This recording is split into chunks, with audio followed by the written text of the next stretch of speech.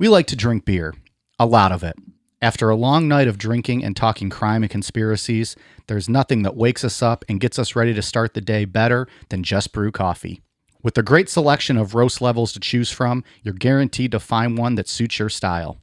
Small batch roasted to highlight the unique features of each coffee bean, Just Brew coffee caters to both casual and hardcore coffee drinkers alike. Since 2010, Just Brew Coffee has worked tirelessly to perfect the roasting process and technique, which has resulted in seriously delicious, always flavorful, and never bitter tasting coffee. If you're already drinking JBC, raise your mug. If you're not, raise your standards. Check out their online store at youjustbrew.com and up your coffee game today. Use code NECRO15 to receive 15% off your order of 2 pounds or more. And remember, they roast, you just brew.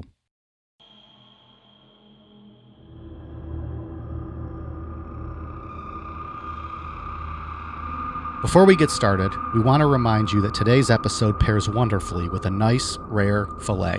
At 4 foot 9 inches tall, Issei Sagawa might not look threatening, but this tiny specimen has become famous for being both a murderer and a cannibal. Today, we'll discuss how Issei's infatuation with cannibalism developed, how he coped with it, and how he finally acted on it in a brutal and repulsive way. We'll also look at some of the other odd fetishes Issei is into. So, what were the consequences of his actions? How did these heinous crimes lead to fame? And what has Issei been up to in recent years? Well, let's answer these questions. I'm Mike. I'm Ian. And I'm Dave. If you're a fan of raw food, stick around. Tonight's episode is to die for. This is Necronomipod. Now he's like a mini celebrity in that he was the guy who ate someone in Paris. Because what happens is, as time passes on, the vulgarity of the crime and the shock of the crime starts to wear off. And no one can kind of like visualize it anymore. They forgot the victim's name. You know, for me, who saw what he did to his victim and had to explain this to her family, I find it shocking that he used his freedom in order to get famous for what he did. At the very least, he could have remained discreet once he was free in Japan. So on this show, we pride ourselves on asking the hard-hitting questions. We break people's balls. We go straight at them. We don't beat around the bush, so to speak. We're not pansies. So Thanks. today we answer the questions. Ian, I'll start with you. All right. Top 3 favorite candy bars. Not candy. So throw out Skittles, throw out M&Ms, Juicy Fruits, whatever else people eat. Mike and Ike's. Do Reese Cups count? Oh, judge's ruling. I'm going to say no. Oh. I'm going to say no. But I feel like Reese's makes a ton of like candy bar style things. Yeah. I would accept a Take 5. No, not that one. He was already fucking burst his bubble. I had a feeling he was going to say no when we talked about this earlier. And someone might argue, but I just don't consider those candy bars. They're candy. I know they're very popular. All right. I think they're overrated. Well, they're a cup. They're not a bar. It's true. Okay, I got mine. But, okay. Go ahead. Reese Sticks. So that's 3. That's your third? No, or are you asking me if I accept that? No, that's a bar. It's Okay. the shape of a bar. Yeah. All right. I accept it. I don't even know what that is. No, I don't either. So, yeah. Sounds all right. It Reese- sounds like a Reese cup, just it's a stick version. It's like a Kit Kat, but a Reese version. Okay. Reese Sticks, 3 Musketeers, and Kit Kat. Number 1's Kit Kat. No. Oh, you were going back. You did a Dave. Jesus Christ with you two. God damn. So the Sticks number 1? Yeah. And Musketeers 2 and Kit Kat 3. Yeah. Okay. Dave, start with your third. Let's build to this here. Just ruined it right off the bat. You don't have an Threw orgasm. Our Reese Cups, you don't, read it backwards. You don't have an orgasm and then have sex. You have sex to build towards the orgasm. Really? No, you don't do it like that. Well, your balls will be cut off. You're not doing anything like that. I'm not doing anything currently. Snip, snap, snip, snap. I'm waiting for you, Blue Chew. Number 3 is a Heath bar. Underrated candy bar. Very delicious. Yeah. Number 2 is a Butterfinger bar. Number 1, the greatest candy bar in the history of candy bars, is the 100-gram bar. It's not up for debate. It's the most wonderful candy bar that has ever been made. I don't know, man. Hands down, I was with you the on best. the first two. $100,000 bar. It's wonderful. Just reminds me of The Office. You could make $100,000. He throws it in. It is the best. Okay. Hey, That's all I got to say. what's in it? It's been so long since I've had $100,000. I don't know, fucking nougat or something. Fucking nougat and some crisp Stuff. some chocolate. Peanuts in it, right? Yeah, some peanuts maybe. I just don't know know it's if there's- delicious. I don't analyze what's don't know I in think it. you're just making shit up, Ian. I don't know if I'm thinking Thinking of of the right Payday, which is just peanuts and caramel. Like there's literally no chocolate on that. You open the wrapper and it's just fucking peanuts staring you in the Yeah, face. yeah, that's what I'm thinking of. This Payday is the saltiest treat you could ever have. I don't enjoy Payday. It's too much. Too much. Yeah, I agree. I like a whatchamacallit. Well, let me get to my list. Oh, foreshadow alert. Number 3, a whatchamacallit. Oh, nice. A very underrated candy. agree. Those are People good. forget about them. I almost picked that over Heath bar, but I in the end I went to Heath. Whatchamacallit's very good. Number 2, I'm with you, Dave. Butterfinger. Delicious. Delicious. And number 1, I'm with Ian on his third pick. My favorite is a Kit Kat. I Really? love Kit Kats, and I'm one of those fucking badasses that I just fucking I don't break that's them. not true. I don't break them. I just bite right into the 4 pieces. Like just You don't give a fucking- fuck. You no. just go for Oh it. no, no holds barred on a Kit Kat. Right. But they also make those big Kit Kat, like they're actually like a candy bar style. Mm-hmm. Those are delicious too. All right. Also, a runner up to my list, honorable mention, if you will, Zero Bar, Those are good. I don't think I've ever had white one of those. chocolate, nougat, and almonds. Can't He's do white disgust- chocolate. He's disgusted. I like white chocolate. I that's love gross. white chocolate Kit Kats are bomb. You know, since we're talking about Japan tonight, I had a bunch of Japanese candy like last year maybe, Yeah. and they have some interesting Kit Kats over there. I've seen like some of those. wasabi ones. That Yeah. are green. Oh. Yeah. They were good. Sounds There's good. a new like mint one, like a mint chocolate chip or a mint chocolate Kit Kat, I believe. Then you have like a cinnamon one. Probably like Where'd you get them from? Our friend Ashley. Oh. who's over there in Japan. Oh, she's supposed to be investigating the suicide forest for forest. us. That's Yeah. right. Waiting on Correspondent Ashley. Waiting on that. Haven't had an update. Been about a year. We'll make a whole bonus show out of it when we get that report. But yeah, they have some interesting Kit Kats and flavors. But the one that sticks out that I remember is the wasabi one, and it's green. Like it looks sounds like a good. green Kit Kat. It's cool. Well, that's good. When I developed my list, I did not expect either of you to have a Kit Kat or a whatchamacallit on it. And look at that. You both had, well, you didn't have whatchamacallit officially on your list, though. That's my fourth. Yeah. It's your runner up. And you like Zero Bars, too. I like zero bars. We're Nothing compares to 100 grand though. What about, what was the other one you said? What was your third? Heath. Heath Bar is good. Fuck yeah, it's good. Ooh, a Heath Blizzard from Dairy Queen. It's the best. That's really good. I like the Butterfinger ones better, but Heath is good. Heath Bar Blizzard. What's man. in a Score bar? I don't even know what that is. SKOR. Sounds like chewing tobacco or something, maybe. I know it does, and it looks very adult. Let me look this up now while we're just spitballing here.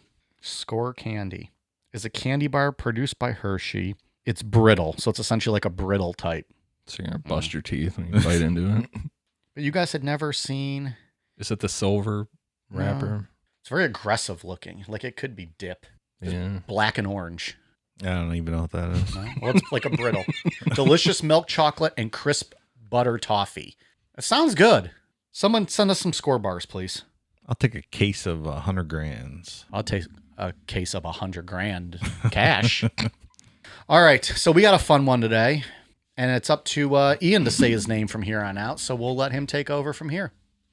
Yeah, and this is a Dave special. Dave did this outline for me. I did most of it, and I don't think it's fun as you just categorized it. This is one of the worst things I've ever seen. I don't know. We just finished a month of JonBenet Ramsey, and now you're saying this tops it? Just well, It's fucked We'll up talk story. about it at the end. It's just fucked up. It's a man. disturbing story. It's just bad. This is bad all around. Let's dive in. All right, let's get into him. Issei Sagawa was born in Kobe, Japan on April 26, 1949, to somewhat wealthy parents. He was born prematurely, reportedly small enough to fit in the palm of his father's hand, and immediately developed enteritis, which is a disease of the small intestine. Does that disease allow you to ingest human flesh? I don't know. Oh, okay.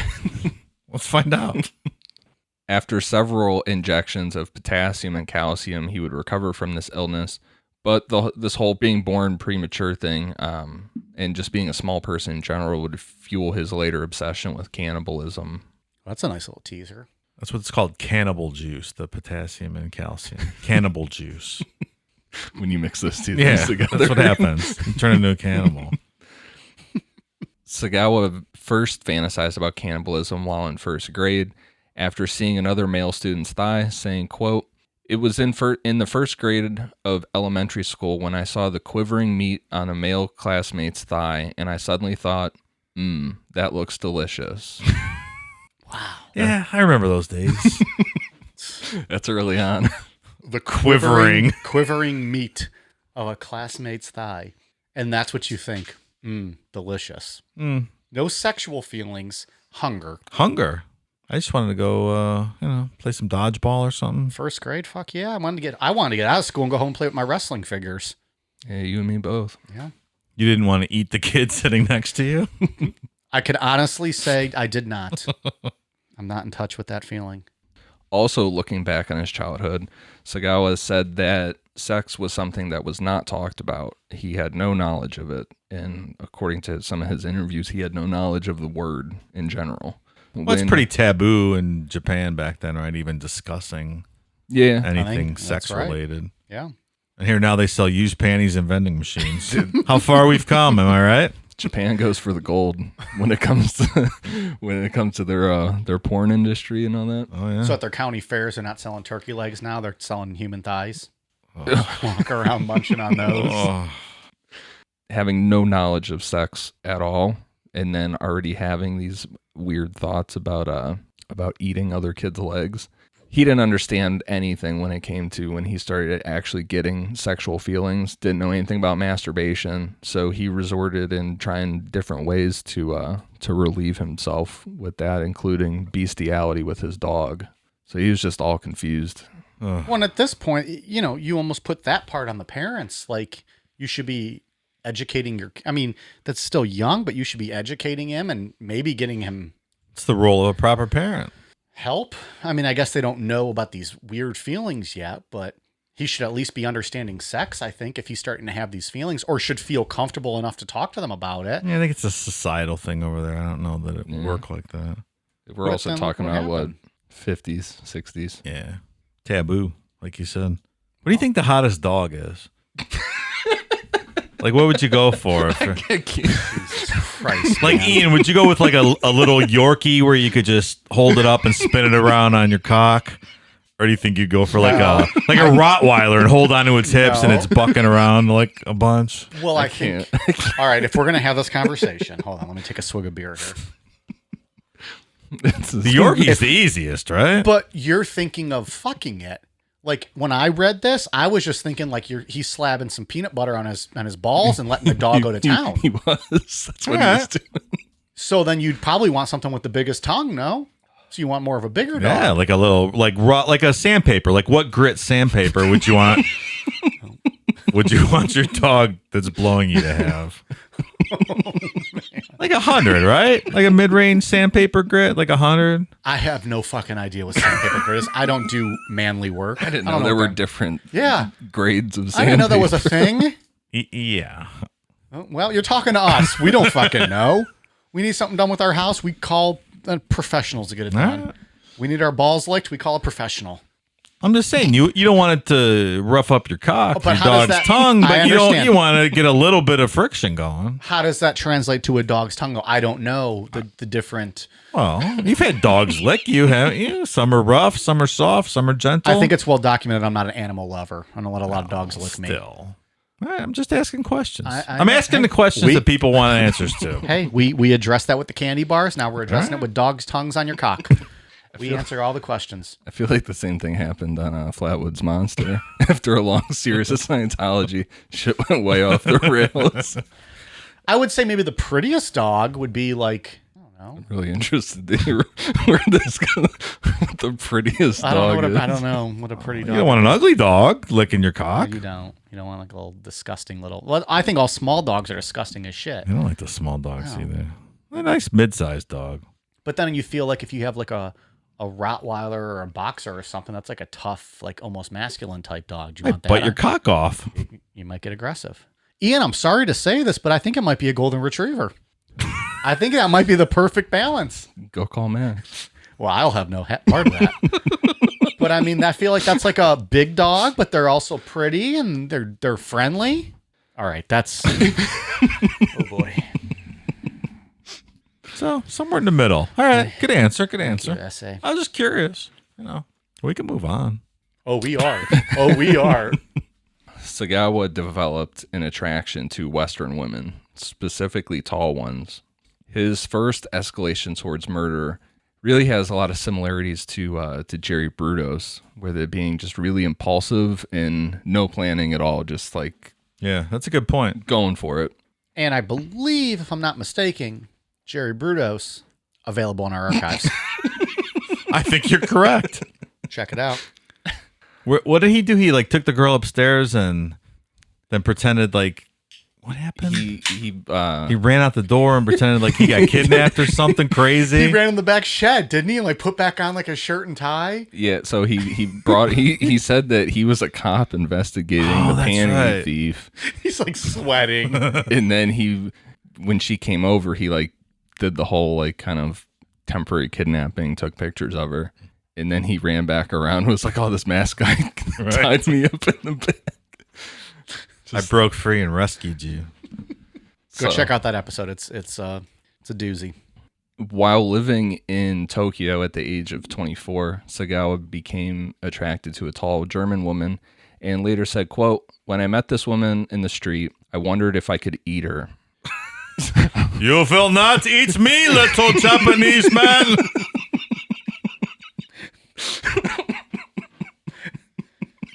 So at this point, he's 24 years old. So he's been living with this for nearly 20 years now. Yeah. With this urge to eat someone. It's a long time of suppression Yeah. and fucking your dog or having your dog blow you. So he just impulsively decided to follow her back to her apartment and broke in by climbing through her window while this woman was sleeping.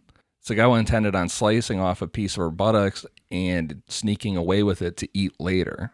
So he wasn't going to kill her. That wasn't his intention. It was just a little nibble. Yeah. But he didn't bring a knife or anything with him to subdue this woman. It was just completely impulsive. So after searching her apartment, he found an umbrella to attack her with, but she woke up and started screaming, which caused him to flee.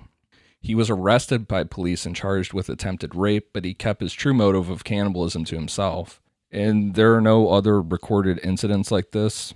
It just seems that this was just straight up impulsive, acting on the fantasy that had just been building up for years. And it's also unclear if he ever received any prison time for doing this. So there's just no record of prison time and he's never spoken about it? He didn't say, and I could find no record if he ever did any time. Which probably means he didn't. Probably not. They're like, oh, you silly goose, you're just playing around. Don't do this again. In 1977, Sagawa moved to Paris to study comparative literature at the Sorbonne University. You know what else I think? Probably today he would have been blocked from this if that arrest record had been, known. Oh, yeah. I wonder. From the university, you mean? Yeah. I think just more up to date. Maybe none of this would have even happened. Yeah, because, 70s specifically, that's like the golden age for doing all this kind of shit. Yeah. Just slipping through the cracks. Yeah. He said that while living in Paris, quote, almost every night I would bring a prostitute home and then try to shoot them, but for some reason my fingers froze up and I couldn't pull the trigger. It became less about wanting to eat them, but more an obsession with the idea that I simply had to carry out this ritual of killing a girl no matter what. Scary. These are like dry runs. Who else do we know that did dry runs all the time? Ed Kemper. He did, yeah. Hundreds of times, just picked yeah. up girls trying to just get that. Tested what he can get away with saying and how far he can push things. Yeah. Yeah. And it's also noted here that he looks like Gollum from Lord of the Rings. in the notes. He's not a looker. This guy is one ugly motherfucker, man. He does look like Smeagol. Well, we posted his teaser pic on Friday, and then you'll see the pictures of him we post this week. But If he was banging hookers every night, I'm fairly certain there was like a 50% Gollum upcharge because like this they were guy's just like- atrocious. they're like, oh, he's on the Gollum tab. Up him. He's like a 4'9", like just atrocious looking little He troll. really is tiny. Oh yeah, And was that because he was a preemie? That he just like maybe. 4'9" is really small. Well, it said he could fit in his parents' hand when he was born. I think he could fit in my hand today. He probably could. Let's call him up. Let's get him in studio. So one more thing on this guy, just to tie into our earlier thing, I'd like to do a fan poll when we post the picture of this guy. If people would rather fuck a dog or this guy, I'd be curious to hear your thoughts. Or Country Mike. So we're gonna run a poll. No, don't do that because I'll feel real bad Issei when I lose. Sagawa or a Rottweiler. He is an ugly man. So that's gonna be the poll this week. This week, like we do a poll every week. Oh boy, you could tell we just did a month of straight serious episodes. I was ready to drink and tell jokes tonight. Hey, we needed it. While studying at the Sentier Institute in Paris in 1981, Sagawa spotted another tall, beautiful Northern European woman named Renee Hartvelt. He said that when he sat next to her in class, he felt instantly in love and could not stop thinking about the white skin of her arms. Renee was 25 years old, blonde and independent. She spoke 3 languages and had a bright future with the aim of getting a PhD in French literature. Sagawa asked her to teach him German, and since his father was pretty wealthy, he could pay her pretty well, so she accepted. According to him, she liked his obvious intelligence and ability to discuss everything from Impressionist paintings to Shakespeare to European literature. So he's talking himself up. Oh yeah. He wrote her love letters and invited her to concerts and exhibits. And we talked about he's a small guy. He was 4'9"? I think it was 4'9". Yeah.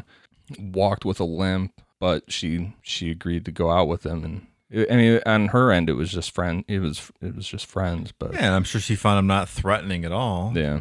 Well, and he was also paying her well for to teach him German, right? So Right. she also knows that by hanging out with him, she's probably going to make some money. True. He's undercover, man. A snake in the grass. Didn't see him coming. I was just thinking to myself, like he's about the size of a snake, just a tiny little thing.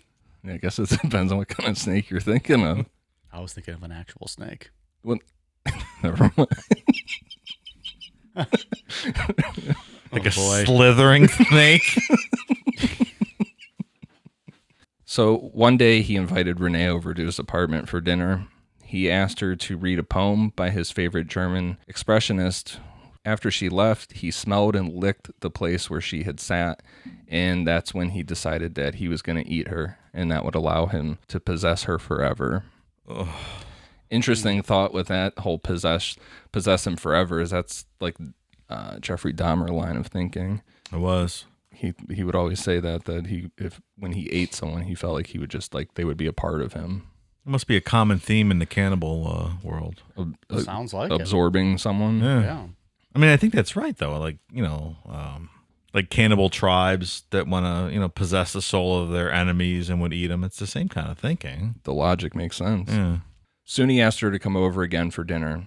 He had a cassette recorder, and he said he wanted to record her reading a poem. She accepted for the evening of June 11th, 1981, and Sagawa prepared himself to carry out this ultimate fantasy he had going. Upon arriving in Paris, he purchased a .22 caliber rifle for self-protection. He had it ready when Renee arrived. They sat on the floor together, Japanese style, to drink tea. And into her drink, he put some whiskey to make her more compliant with what he was about to do. So they sat and talked for a while as Sagawa waited for the whiskey to have its effect. Then he told Renee that he loved her and wanted to take her to bed. And obviously she told him no. She's like, I don't think so. Where do you sleep? Underground, you fucking troll? Go to your bed. Damn. She's harsh. In a cave like Gollum. Ugh. I hate this fucking guy. So he said that he nodded to her, like he didn't debate that at all. Just nodded to her and then got up to get a book of poetry while Renee sat on a chair. Sagawa handed the poem to Renee to read and started the recorder. While she recited the poem in German, Sagawa came up from behind her with his rifle and shot her in the back of the neck. She fell off the chair, and he continued to talk to her, but she failed to answer. And he said he was surprised about how quiet it was. And then he noticed the amount of blood that was coming out of this wound. And at first he attempted to clean it up, but then finally he said, screw it. I'm not going to be able to clean that up. Some of the reports too said he passed out from the site. Yeah. So, I think from what I was looking at with this, it seems like these change a lot. Like the theme is the same, but like small details change here and there because he's written multiple, we'll get into it, but he's written multiple books about it. I think that's probably right. So it's almost Ed Kemper-ish, and that he's trying to like perfect the perfect story and like the way to tell it. Yeah, rewrite his narrative. Yeah. He then undressed her, finding it difficult to remove clothing from a corpse because he was a very small guy and not very strong. So He's like, little raptor arms. He really, yeah. He's got really tiny arms. Yeah, little mini hands. Like they almost look disfigured, like the way they were. So he was having a hard time. Then he got a knife and used it to cut off the tip of her left breast and a small piece of her nose and ate them raw. Later in his book titled In the Fog, he said, quote, I touched her hip and wondered where I should bite first. So he chose her right buttock and found it too difficult to bite into. He said that his teeth weren't sharp enough just to bite into somebody and get a piece of flesh off like that. Well, and he actually, I saw in the documentary, he said he chose the right buttock because it was further from the heart than the left one, and he was afraid of blood. Yeah, that's a really weird detail. Fucking guy is going to eat a human, but I'm afraid of blood. Yeah, right. And then he goes on, and like you said, that documentary, multiple interviews, books, everything. He goes through all this. Yeah, that's right, folks. Mike did some research. Thank you. So because his teeth weren't sharp enough to just bite into somebody like that. I mean, it's not even remotely realistic. He went and grabbed a knife, and when he cut into her, he said he was surprised that it wasn't just regular meat like what you would think cutting into a steak. There was fat, which he said had the appearance of yellow corn, and he bent down to smell it and found that it had no odor. So he cut deeper into the flesh, and when then he got to, past fat and actual meat, he placed a chunk in his mouth and said, quote, it melted in my mouth like raw tuna in a sushi restaurant. Can you imagine the scene at this gross. fucking place? Using an electric carving knife, Sagawa began to cut Renee into parts. He laid out strips of flesh to store for later and ate a few more pieces raw. Then he made a quick meal of fried human flesh with mustard. He took photographs of the mutilated corpse and had sex with it. When I hug her, he wrote, she lets out a breath, and told her he loved her. Like we were talking earlier, that would be the gases. Yeah. Because like in morgues, when they say people moan. Mm-hmm. I mean, can you just creepy, imagine the but- scene? Can you just like try to put yourself in this, No, it's it doesn't feel real. Like Right. It just feels like we're telling just a novel. you can't picture someone actually doing this. No. And not to, what we're going to get to, what this guy's become like nowadays. It just doesn't make sense. As he cooked and ate more of her remains, he listened to the recording he made of her reading the poem. When he was finished, he used her underwear as a napkin to wipe his mouth, and then returned to her body, cut off a breast and baked it, and disliked its greasy consistency, and he found that he preferred her thighs. Once he was tired and full, he took what was left of the corpse to his bed and slept with it. Jesus Christ. It is literally like out of a horror movie. Oh, well, 100%. The- What does it smell like at this point? I don't want to think about that. Like, how do That you makes just me go to throw up. sleep? Like, Oh, he was tired and full. Jesus. That's Dahmer style too. He would sleep with the bodies for days. Ugh. The next day, finding that the body did not smell yet, he continued to try parts of it. In particular, the arm that he was really fascinated with. He chewed it all the way from her underarm to her elbow. Which That's a lot. Like, that's... Yeah. This guy eats a lot for a little fucking 4'9" troll too. Where's his appetite come from? Yeah. I mean, obviously we can't post them on social media, but the pictures are out there. I mean, yeah, her arm is. I mean, we completely... could. We're not going to. Well, yeah. Some of the worst pictures I've ever seen. Yeah. Just you horrific. can find, if people want to find them, they can search them and I wouldn't. I wouldn't look but at it. it's man. not. It's awful. It's not. Yeah, don't look at them. About this underarm to the elbow, he said, quote, "I had no idea that it would taste so good." Fucking Gollum's got a tapeworm or something. Where's all his food going? He was curious about a few of the body parts that seemed more repulsive to him. So he cut out her anus and put it into his mouth. But the smell was too bad and he spit it out. He tried frying it, but that failed to get rid of the odor, so he gave up on that and returned back to her body. By the afternoon, several large flies began to swarm around the corpse, so Sagawa took that as a sign that he should stop eating her and dispose of the body. Oh, is that a sign, asshole? Jeez. He then used a hatchet to chop her up into pieces that would fit into a suitcases that he bought specifically for this purpose. Yet, even as he dismembered her, he was getting excited, so he used her hand to masturbate with. Then he chewed on her nose, and since previously, when leading up to this, he had fantasized about chewing on her lips, he cut those off and removed them to the side for later. So he was already at the point where he's like, she's decaying, there's flies, but a few more nibbles. Yeah. We'll just take the nose, we'll take her lips. It doesn't even seem real. It's To be able to do this, like, how can a human being do this?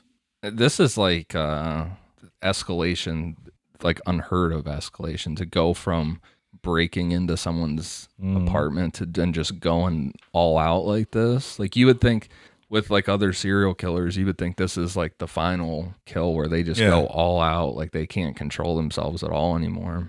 It's true. It's just been pent up for so long. He's just from 0 to 100 immediately. Yeah. In his book, he said, quote, "I want her tongue. I can't open her lower jaw, but I can reach in between her teeth. Finally, it comes out." And he cut it off and put it into his mouth and watched himself chewing it in the mirror. And tongues, like, that's got to be real tough, I would imagine, right? Aren't tongues, like, you've had cow tongue, haven't you? Yeah, it's delicious. I've never had it. But isn't it a tougher meat? Yeah, I feel you got to prepare it right. Well, but he raw, did not prepare it right. Yeah. Yeah. So that just makes it more gross, I think, to me. And she's already been dead for like 24 hours. Right. The final step for Sagawa was to explore her internal organs, which stung his hands with digestive acid. So he gave up on that idea and used the hatchet to cut off her head.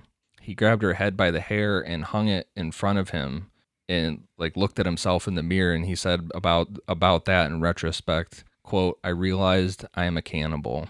And that's when it occurred to you. It sunk in at that point. Oh, well, yeah. You can Google his comic, his manga that we'll talk about later. He draws a picture of himself doing that. It's an interesting picture. Oh, yeah.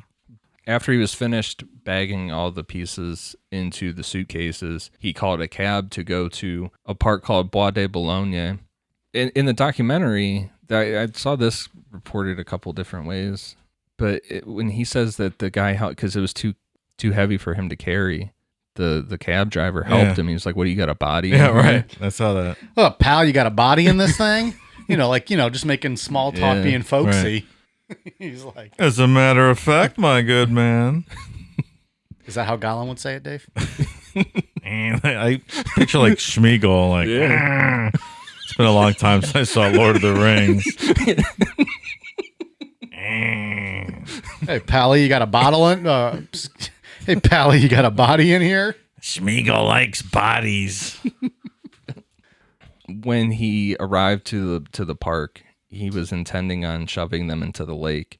However, he had a difficult time because they were so heavy. And when he spotted some people watching him, he got scared and just left the suitcases.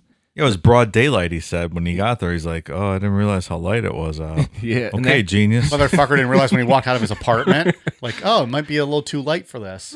And this is odd because this one report, Martingale reports it as he just left them, and this couple came up and this couple walked up to the suitcases and saw one of her severed hands sticking out of it. But then in that documentary, when he's telling the story, he says that that a guy just walked up to the suitcases and asked if it was his. And he said he told him no, but maybe he should have said yes, and they Yeah. wouldn't have looked in there. Because then the guy just opened them up, and then they, called him. He said they started screaming murderer Yeah, at he him. just walked away. Yeah. Regardless, somebody at They this park found it. opened the suitcases up. So when the police were called, they opened the suitcases, found the remains, and began tracing the bags back to where they were purchased. In the meantime, Sagawa returned to his apartment to eat the pieces of Renee that he had put in the refrigerator. Did you guys ever read the book or see the movie Alive? The one about the Uruguayan rugby team that crashed in the Andes. And they I had know to- the story, but no. Curious. Like, would you have a problem Have you eating seen it? people? Yeah. I read the book too. Good? Yeah, it's really interesting. Like, you think you'd be able to eat people if you crashed up in there and you were starving? I think if it was life or death, yes. Yeah, I think so. I think probably. I would try to maybe cook it a little bit, not just cut off an ass meat and eat it. I think it'd probably be more tolerable if it was cooked. I don't think they really had cooking equipment up there Well, I mean, if in you- the mountains in the snow. They You just can make a- sliced them hey. off. And, Tom Hanks can make a fire in Castaway. You can make a fire in the mountains. It's very simple. I'll teach you guys. You guys aren't outdoorsy like me. I could do it. well, you're like a rugged outdoorsman, Oh, right. survivalist, if you will. Well documented. Well documented on this show. All you need is a stick, a rock, and 3 pieces of leg hair, and you can start a fire. Pieces of leg hair. Yep. No problem. I can start you a fire. Leg hair. And I'll cook your ass meat and eat it, and I'll be good to go. Go fight those wolves up there and get to safety. Beowulf and all them up there. Beowulf. Hey, it's my story. You tell me you wouldn't watch that fucking movie? Come on now. Oh, I'd watch it. Don't get me wrong. Like, I just need some goddamn leg hair. Why are you guys all shaved? Ignore the fact I just take out my own leg hair. Semantics. All right, that's all I got on the. Yes, to answer your The question. eating stuff. I think if it was life or death, I could eat All right. meat. I think you I'd would have prefer to. it cooked. I prefer my Sure. human flesh cooked. Yes. I think we've talked about this though. Maybe we did it off air, but like, could you eat, like, if you were at like a science, like some kind of lab, and you were offered some human flesh, would you try it? I think I probably would. You know, some biology classroom or some sorts. I think I would. Like, just a tiniest little piece. Nah, I No? wouldn't. Where were we? We were talking about this Probably the Super Bowl party. in public with people that Yeah. don't know us. Some Well, people were there Ian- that don't know Well, us. Ian, when was the last time you were in public? Probably the Super Bowl party. But yeah, in that type of setting. Were there people listening to us? Yeah, there was people there that we had never met sitting right next to us on the couch. We're talking about, Yeah. so this fucking flash, you'd eat this. Da-da-da-da-da. I think we actually talked about this on the last bonus show, not out in public. Did we? Yeah. I'm pretty sure we talked about it in public, though. Well, then you reprised it because I think we talked about it in the last bonus show. Were we foreshadowing on the last bonus? The last bonus show was a call-in show. I think we talked about it after the cannibal story. When police arrived at his apartment 2 days later after the murder with a search warrant, Sagawa let them in, and they opened the refrigerator, found the pieces of Renee's body, including her lips. He freely confessed to what he had done and added that he had a history of mental illness. When he went in front of a judge, his descriptions were so detailed, they just immediately decided he was not competent to stand trial, that he was insane. Sagawa received a sentence of incarceration for an indefinite period in the Paul Gerard Asylum, and 3 psychiatrists who evaluated him said that he would never be cured. His father, Akira Sagawa, was the president of Kurita Water Industries in Tokyo, and so I mean he's got some pull. Eventually worked out a deal in 1984 to have his son transferred to the Matsumoa Psychiatric Hospital in Japan. the superintendent there believed that he was sane and ought to be in prison. There, Sagawa remained for only 15 months before he was granted his freedom in 1985, again, thanks to his father. And it was very much against the advice of the superintendent at the hospital. So another week of rich people doing whatever they want. Yeah, and so I saw this. Damn. I saw this reported a couple different ways too. I saw that a report that his dad didn't really have much to do with it, that it was more like France was like, hey, this guy's not even our citizen. Why the fuck are we paying for him to be here? And I saw that too. After they published that book, France is like, well, it was like a public outcry in France. They're like, get this fucking guy out of here. Yeah. So they shipped him back to Japan. And then that's where his dad had that pull. Right. I think that's probably what happened. Yeah. Yeah, it's interesting. There's a lot of these are reported different ways, a lot of the points in this story. So after killing and consuming a woman, Sagawa was able to freely just go about in society and just live his life only 5 years after committing that crime. That's nice. Fucking crazy. We'll be right back. Today's episode of Necronomipod is brought to you by Beardology. There are a lot of imitators out there, but there's only one place I buy my beard oil. Beardology beard oil nourishes your skin and won't leave you with that greasy feel. With over 17 cents available in their extensive product line, I trust my beard to Beardology. You can find Beardology at beardology.co. Use code NECRO15 to receive 15% off your purchase. Beardology. Discover the best way to avoid the shave. Once he was released, he became somewhat of a celebrity in Japan. Sagawa was invited to write columns for popular magazines. In addition to the book titled In the Fog that we discussed earlier, he also wrote a couple novels. He appeared on television talk shows and even a cooking show where he made a meal sampling meat dishes. In his porn movie performance, he was invited to chew on the buttocks of a female co-star. How is this okay? So I don't understand. When I first, like, when you sent this, because I hadn't even looked into him at all at this point, and when I was like, God damn, this is crazy. Like, who the fuck's paying him to do this? And then I realized it was all Japanese companies, and I was like, oh, okay, yeah, that They got makes some crazy shit. like that makes sense. You can probably find his stuff on Pornhub. You can. Sure you can. Google it right now. You'll find it all. But that's one thing. But like the mainstream stuff, like the cooking shows, I mean, that's like having Jeffrey Dahmer on fucking Master Chef or something, and with Gordon Ramsay. Like, it's crazy. Jeffrey, this fucking rack of lamb is so overcooked. Like, it's nuts. Or like, what's a kid show? You know, that, like Barney. Was Barney a kid show when you guys are? I know kids? Barney is a kid show. Or like having John Wayne Gacy on Barney or something. Like, it's nuts. Yeah. Hello, boys and girls. Say hello to our special friend, John Wayne the Clown. Like, how does this happen? I love you. You love me. We all love John Wayne Gacy. Damn. Like, it's not underground, cable news network. Like, this guy's on fucking legitimate. Hello, John Wayne. Talk shows. Hello, Issei. Are you hungry today? But So fucking weird. but weren't they kind of doing theirs like with him like in a mocking style? Like, A lot of it was, I don't. but like they the weren't cooking shows. necessarily I know, but celebrating him. I don't know, man. When you got a fucking guy that ate a girl on your cooking show, like sampling meat dishes, and you can see the videos It's too. fucking He's terrible. I'm not with saying his it's good. chopsticks and eating raw meat and shit. I'm not saying they did. It was great to do. Man, that's fucked up. Hello. You like my Barney voice?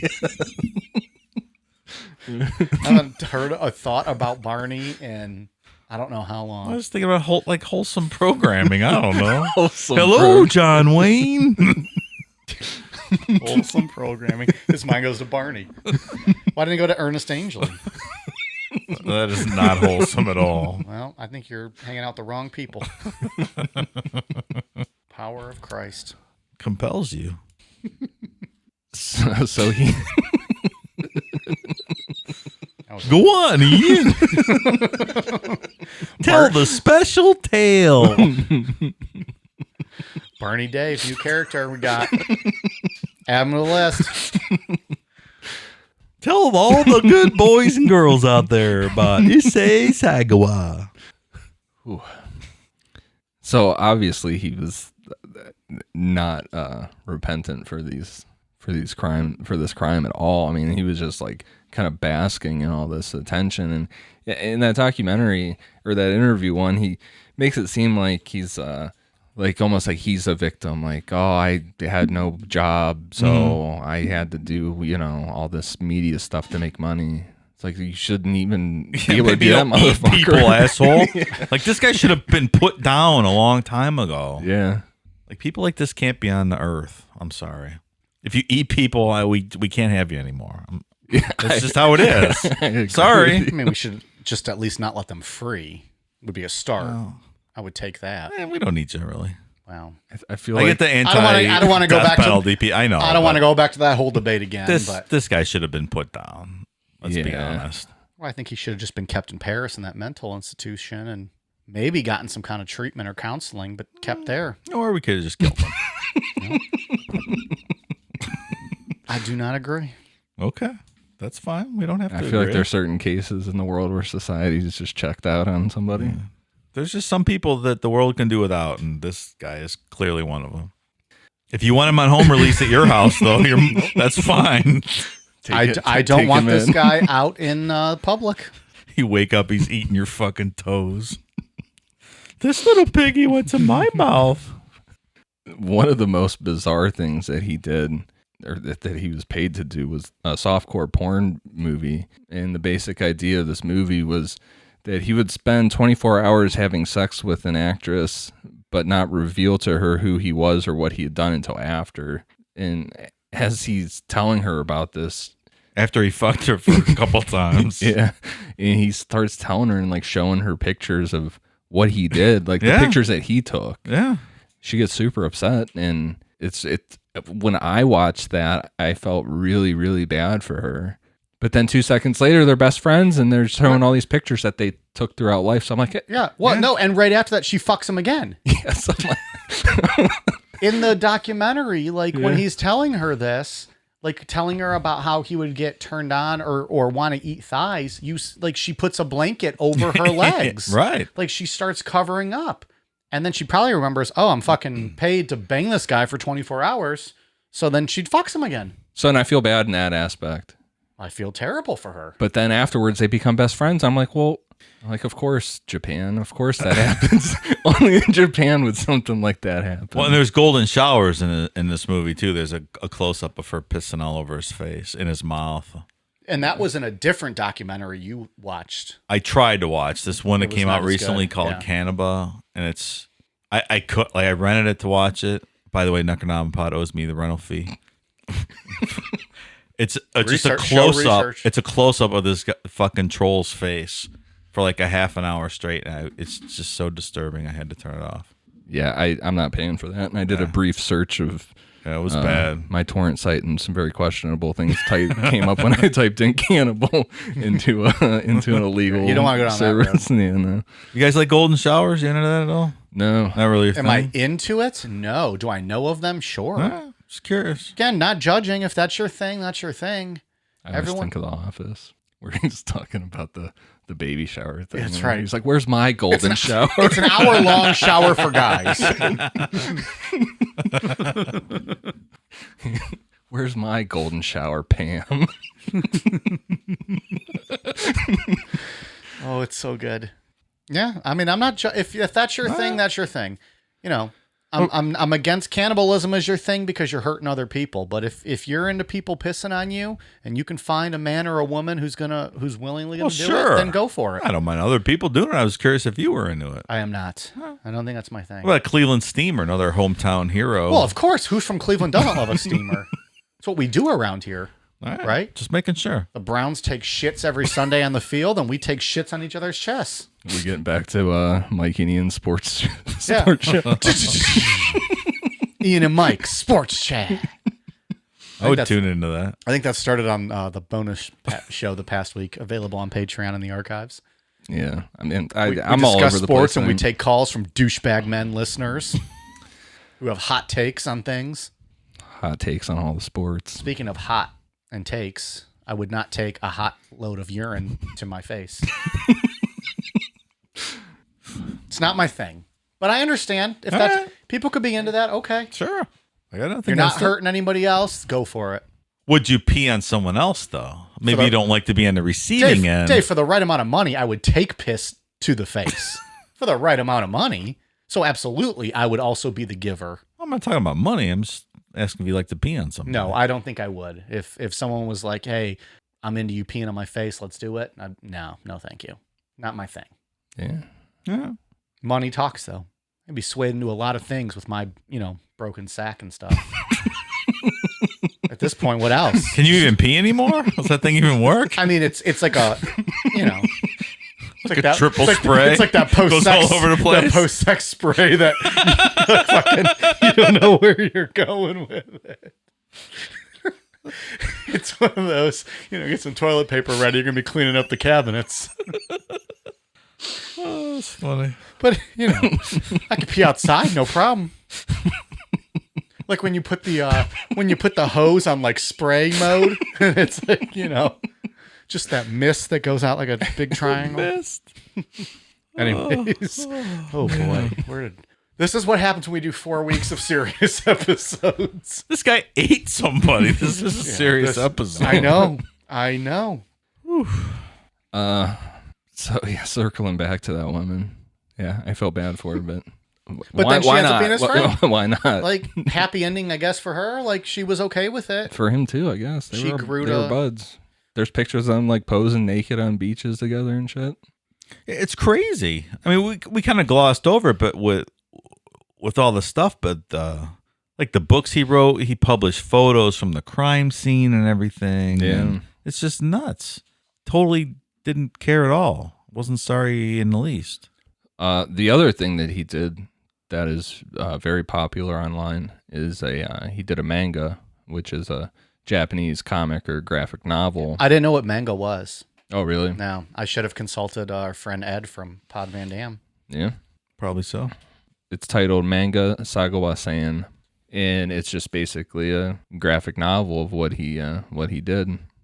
I looked real hard for online version of it because I wanted to check it out, but no one's not that I could find had made like a scan version. But you can get physical copies of it on eBay for like $200. That murder memorabilia is a big market. Oh yeah, what did I see? Big money. When I was looking for this, a link popped up to something from Jeffrey Dahmer. I think it was its original booking photo, a Polaroid of it. Wow. It was like $5,000. Damn. How much were these going for? $200.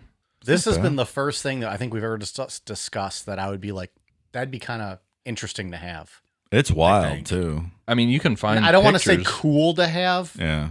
But I don't know, like that of all the things we've discussed, I would almost purchase something like that just to see it and have it. It's fucked up. And you can see the pictures, like you said, online if you search for them. Yeah, we cannot post those on social media. No. Those will get taken down real quick. Yeah, probably almost all of them, right? Yeah, they're pretty just, graphic. There's just graphic and nudity.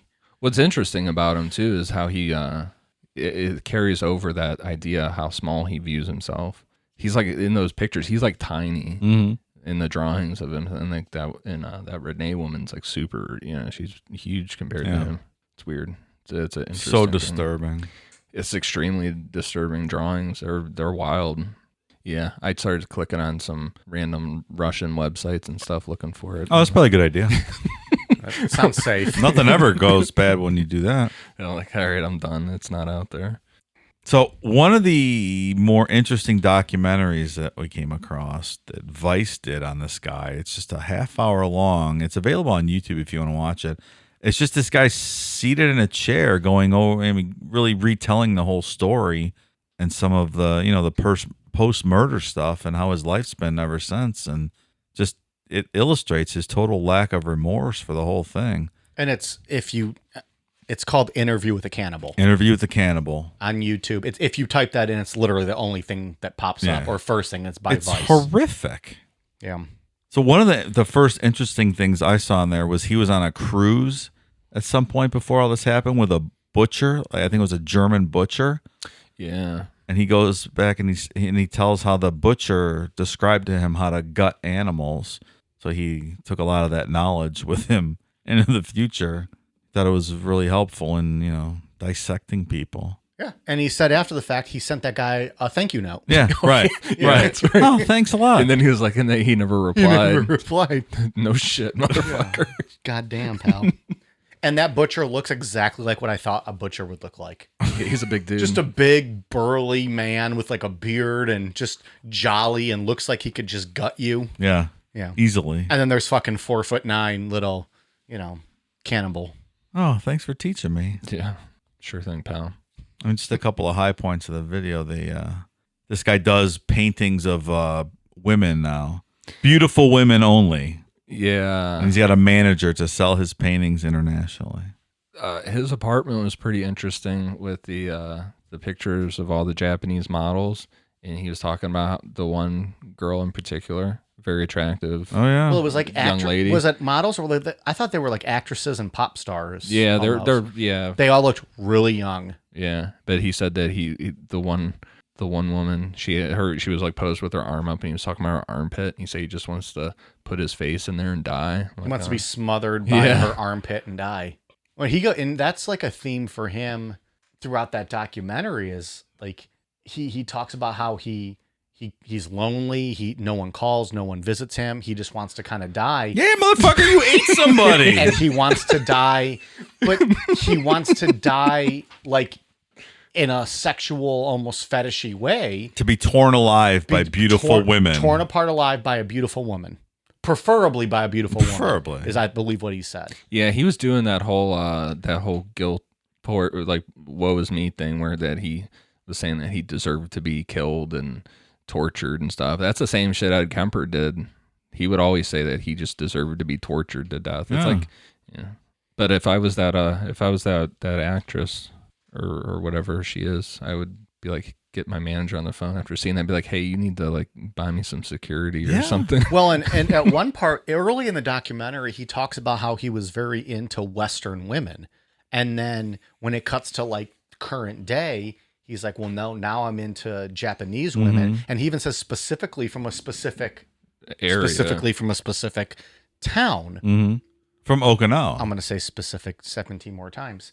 Was that what it was? Okinawa. Yeah. So, and then he's honed in on like these young, they look like they're in their early 20s, something, beautiful girls, maybe models, actresses, whatever. He's got their posters up on his wall. This is current time when this documentary came out. Well, and he still acknowledges he has the urge to eat them. Yeah. He's not hiding it. He doesn't say, I'm reformed. I don't want to eat people anymore. Yeah, he says, if he flat out says that, he still has the urge to. At least he's being honest. I guess. Points for honesty. I mean, dude. Well, yeah. I mean, kayfabe that a little bit. I mean, and the one other thing in the documentary where they got him to film this movie, and I guess they didn't really tell him what they were going to be doing. And it's just essentially a movie of them making fun of him. They have him like doing calisthenics and running around, and then they do like a Little Red Riding Hood. It's just fucking weird. It's bizarre. It's like classic Japan shit. Yeah. The It's Vice- just crazy stuff. The Vice documentary shows, in my opinion, way too much of the Little Red Riding Hood documentary or porn part where he's fucking chasing or going after this girl, and then he's laying in bed. Yeah. And He's got the wolf hat on. Yeah, he's got the little wolf hat and the whole gimmick, and of course, they're playing off the better to eat you with or whatever. Yeah. It's fucking creepy. It's just bizarre. I don't even know what else to say about it. I feel like it doesn't surprise me, the theme of it, because it's Japan. Like I can't remember the name of the website. There's a website out there that's dedicated to nothing but Japan media, like just how bizarre some of their TV shows are like that, and they're just so weird. But then we get awesome stuff like Most Extreme Elimination Challenge. That's fucking the greatest show. I wish that was still on. It is a It good show. was so good. I think for me, like, it doesn't, like, the bizarreness of it doesn't surprise me. I think it's just that the fact that he is a real life cannibal Right. and murderer. No one's scared to be around him. Right. He's freely admitting that he still wants to eat people. Like, dude, maybe don't say that. Maybe say, I don't want it. I'm full. I'm a little guy and I'm full. I don't want to eat people anymore. And he feels bad when no one calls him and visits him. And then he's not. If he says he's reformed or whatever, I'm sure he's not making all this money doing all this too. Mhm. You know. So, And you can't be. I mean, you can't be reformed if you did something like Sure. that. There's no way you come back from that. right. You either we put you down or you go live at Mike's house because he wants you to stay alive. I'm not for the death penalty. I'm not getting into it tonight. Too drunk, too tired. Anyway, those are the high points of the movie. Killing does not stop killing. That's a proven fact. That's a proven fact. It doesn't. This you can't eat people if he's dead. You want your government to kill people? That's fine. I don't. We're getting close to breaking the rule. I've tried to stay quiet all night. There's one rule on this show. Anyway, watch this YouTube video, interview with the cannibal, and get insight into this fucking golem troll. It's weird fucker. It's insanity. So kind of fast forward in a couple of years. In 2005, his parents died. He was prevented from attending their funeral, but repaid their creditors and moved into public housing. He received welfare benefits for a time. And in an interview with Vice magazine in 2011, he said that being forced to make a living while being known as a murderer and a cannibal was a terrible punishment. Aw, poor fella. It's tough for him. In 2013, he was hospitalized for a cerebral infarction that permanently damaged his nervous system. Since being released, he has been under full-time care of his brother. More recently, it has been reported that Sagawa has undergone a gastrostomy and can no longer eat. He is fed through a tube directly into his stomach, and his condition is worsened by chronic diabetes. See? Nature takes care of itself. You guys were going to kill the man. Boom, problem solved. I think this is a plus for potential victims that this asshole can't eat anymore. Yeah, you really go away from that. I agree. Like I said, I didn't really do any research for this for the most part. And watching the documentary, I left it thinking like, well, goddamn, it's just a matter of time before this guy does that again. Yeah, The way he's talking. definitely. The way he's talking. I don't think that guy was ever leaving his apartment. Well, good thing he didn't. For a long time, he was all over the place. Yeah, he was And did going nothing, on, though. Did nothing. And one of the things I think we forgot to bring up is he, like, shortly after he got out, he would like steal money from his dad and like sell their possessions and stuff to pay Yeah. for hanging out with Western women. And like he found these two ladies that he would hang out with, and it doesn't seem like it was actually sexual with them, but maybe the two girls with each other. Yeah, But it seems like they just bled him for his money he was getting from his Yeah, and they parents to talk go on about that. vacations and all kinds of stuff. And Yeah. that was, they feature that in the documentary. Yeah. Yeah, I forgot about that. You know damn well he wanted to eat those two women. They were like right up his alley. They were both Oh, super tall and blonde. No, would they have look eaten like them? models. Where were they from?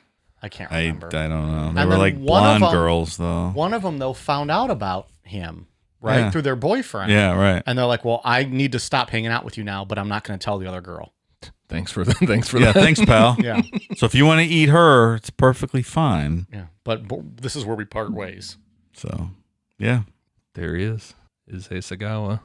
Well, don't get me wrong. This guy's a piece of shit. He's not a good human being. I mean, he only killed one person, but this is just one of the most disgusting stories we've covered. Well, I think the fact that he just got out and he's just living a life and achieved notoriety and fame and made money and wrote books off this and celebrates it, that's what makes it worse. yeah. Yeah, I mean, if he just did this and was put in jail forever, then We probably wouldn't even be covering him right It's now. a different story. there'd be nothing to talk about with But him, just really. the visceral reaction to these pictures, I don't know, but the pictures are so horrific to me. Yeah, I mean, bad. I They- would say if anybody, well, if you don't want to look at the actual crime scene photos, look at the manga ones at least. Get a good drawing idea. ones, Yeah, you'll get a good idea for Yeah. it. It reminded me a lot of the torso murder photos, except Yeah. they're better quality because it was more current and these bodies weren't hacked up. They were eaten. But just being able to do this and come out and write a fucking comic book about it, Well, that's it's outrageous. right. Yeah. It's just the system failed to properly keep him locked up or detained or get him help or treatment or whatever. And meanwhile, he's just walking free. And then this poor girl's got a family that's still living and around and watching this guy fucking be on talk shows and, rate food and meats that they're cooking. Like, it's disgusting. Mocking the whole thing, essentially. Yeah.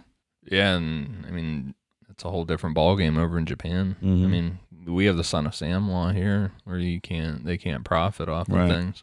This guy's writing books that, comic books about it. He's bragging about it, essentially. Do we know how many books he actually wrote in general? A bunch. Yeah. Like if you go on Goodreads, the book website, he's like a credited author with like 7 or 8 books. Yeah, Like, I know he wrote at least 4, off the top, from what I saw, at least 4 full novels and 1 manga. Yeah. It's fucked up. So I'm going to be in Japan next year. Should I go look this fucking asshole up? See if I can talk to him? Well, I would say advise that you don't do anything criminal, but if you can get an interview for the show, hell yeah. That's also, it doesn't sound like this guy's in great health. I don't know if he he's might going to be be gone around by by then. When are you going? Next summer. summer 2021? Mm-hmm. Yeah. Hey, get an interview bonus episode. You can find it on patreon.com/necronomipod. We go out eating sushi, take him to the best places. Oh boy. Ugh, I don't like this guy. I don't love it. I came into this a lot happier than I probably should have. Had a good couple of days here. I'm in a good mood. Well, yeah, you had a few days off. I mean, I don't blame you. Yeah. You weren't digging into the brutal murder of a 6-year-old girl, so still a brutal murder, but a little different. I got to do my Barney voice. Got to do his Barney voice. He's been saving that for 8 months, I think. Working on it. Never know when it might come in handy. Yeah. He's like, yeah, I guess, asshole. We'll bring him back every once in a while. I don't foresee a situation where we bring Barney back. I'm sure he'll pop up Might, in John might. Wayne. Hello, Ian. It's true, maybe John Wayne Gacy. You're my good friend. All right, we got anything else to cover today? No, I don't. Just need a bleach shower Issei after this Sagawa. one. Yeah. All right, so we got some Patreon shout-outs. God damn, I'm impressed every week we do this. How many names we have to read here. Thank you very much to Kelly, Adriana Tibbetts, Stephanie Tay, Garrett G, Randy, Madison, Catherine Von Dutch, Danielle Follin, Christine, Joel, Chris Stiles, and Derek Hoyton. Thank you guys very much. If anyone else out there is interested in becoming a Patreon or a patron, we are at patreon.com/necronomipod. Appreciate the support. Ian, what do we got? For iTunes, I have 2 tonight. I have one for Backpont and T-Swag. Backpont said that they started off with John Bonet, and they are going to go back to Ed Gein and start from there. So So they're new. Little lower quality back then, so maybe work the other way backwards. Unlike Just Brew Coffee, lower your standards for those first few episodes. Appreciate the support, and we'll have to revisit Ed Gein and Ed Kemper here at some point. So it was a lot of fun, that episode, though. yeah. I mean, hasn't every episode been a lot of fun? It has, actually. So thank you guys for the reviews and everybody that's been listening. And we've had a lot of just a lot of ratings on there. Yeah. So it's been going up. We were on the charts again today. So very cool. Dave, what do we got? On Instagram, Swamp Thing 51, Sandra Mond, Justin Hessen, Caitlin Grogan, and Alex Emplis and all his friends overseas. Guys, thank you so much for listening. Thank you for your service. Yes, thank you. Yeah, very cool. And from Twitter, Erons. Thanks, guys. Really appreciate it. Yeah, I always looked at the stats where it shows countries. I always wondered who was listening in Afghanistan. So It's Alex and his buddies very over there cool. serving It's our very cool. country. Yeah, that's awesome. yeah, That is pretty incredible. it's a little mind blowing. Over there doing like real life stuff, and we're just being 3 pieces of shit, like in a basement, like just Well, talking and I think people forget sometimes these days that we're still in an active, yeah. war over there, and I think they get forgotten a lot of times. So, guys, really thank you for your service, and take care. 100%. Well said. Yeah, be safe out there. All right, you guys ready for a cool down beer? Cheers.